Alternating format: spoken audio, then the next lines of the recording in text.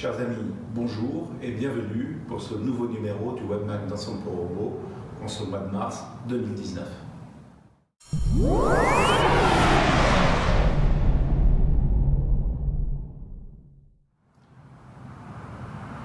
Un nouveau Webmac d'Ensemble pour Robots spécialement dédié et entièrement dédié aux orientations budgétaires 2019 de notre ville. C'est pour ça qu'il arrive un petit peu tardivement, puisque nous attendions que le conseil municipal qui a eu lieu la semaine dernière soit passé pour vous rendre compte de ces orientations et du débat qui l'a entouré.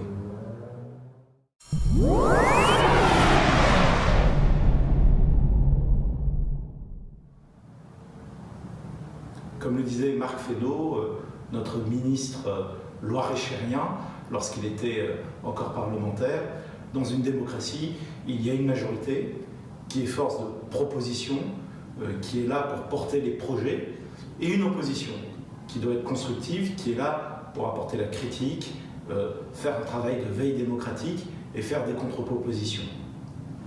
Les deux exercices sont des exercices difficiles, mais qui sont complémentaires.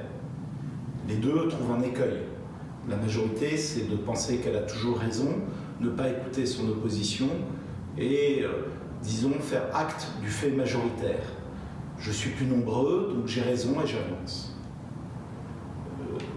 L'écueil pour l'opposition, c'est celui de la dénonciation permanente, de l'opposition pour s'opposer et non pas une opposition constructive.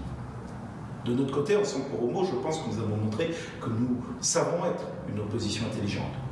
Depuis 6 ans, nous avons voté beaucoup de propositions de la municipalité actuelle. Parfois, nous avons voté pour le budget, quand il s'agissait par exemple de la solidarité vis-à-vis des inondations. Parfois, nous nous sommes abstenus quand nous considérions que nous n'étions pas suffisamment écoutés, que nous avions des doutes. Parfois, quand le budget était vraiment mauvais, nous avons voté contre. Nous avons montré que nous étions capables d'écouter, de proposer, mais aussi de nous opposer. De l'autre côté, malheureusement, la municipalité actuelle ne nous a jamais écoutés. Elle s'est toujours enfermée dans le fait majoritaire. En 6 ans, la majorité aurait eu tout le temps raison sur tous les sujets. Et l'opposition que nous sommes aurait eu tout le temps tort sur tous les sujets. Évidemment, il n'en est rien. Ce que nous avons proposé, c'était pour avancer, c'était pour l'intérêt général d'un moment rantiné. Et nous n'avons jamais été écoutés.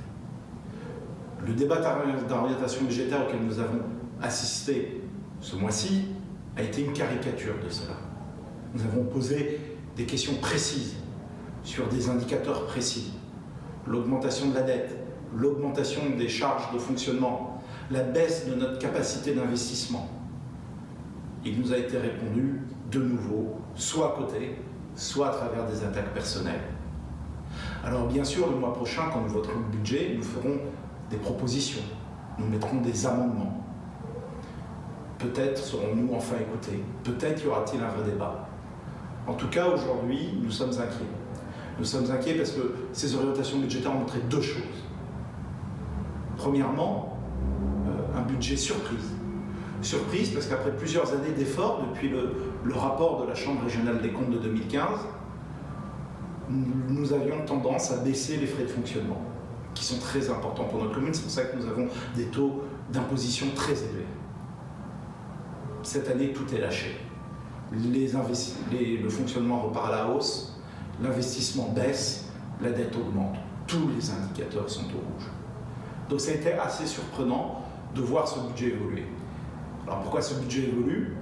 Parce que c'est un budget de campagne. Ne nous racontons pas d'histoire. Le maire est en campagne.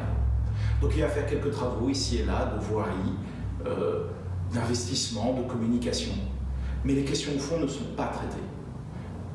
Ces investissements ne concernent pas des investissements productifs, il n'y a rien pour l'économie. Ils ne concernent pas aussi la jeunesse. Nous empruntons pour financer ces quelques menus travaux. Or, ce sont nos enfants qui paieront cette dette. Il n'y a rien pour les écoles dans le budget. On le sait, l'attractivité pour les jeunes de notre ville est importante. Il faut faire venir les jeunes couples pour redynamiser notre économie. Ils ont du pouvoir d'achat, ils peuvent travailler, ils peuvent créer des richesses. Il n'y a rien sur ce sujet-là. Du coup, ce budget est un budget one-shot. On sait très bien que l'an prochain, on ne pourra pas emprunter au même niveau.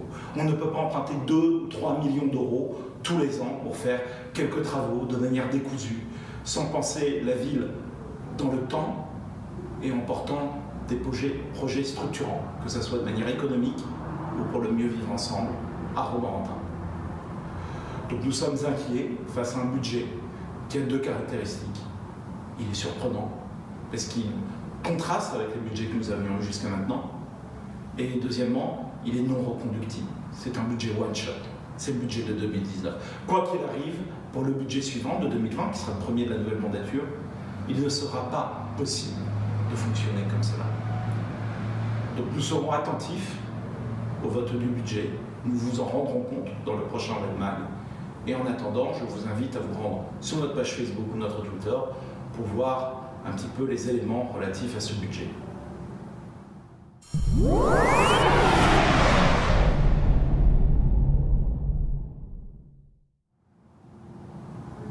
Je vous remercie de m'avoir suivi pour ce nouveau numéro du Webmag d'Instant Promo.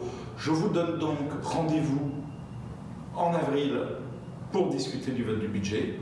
Et d'ici là, je vous invite à aimer, à partager, à commenter cette vidéo. Et je vous remercie pour votre fidélité.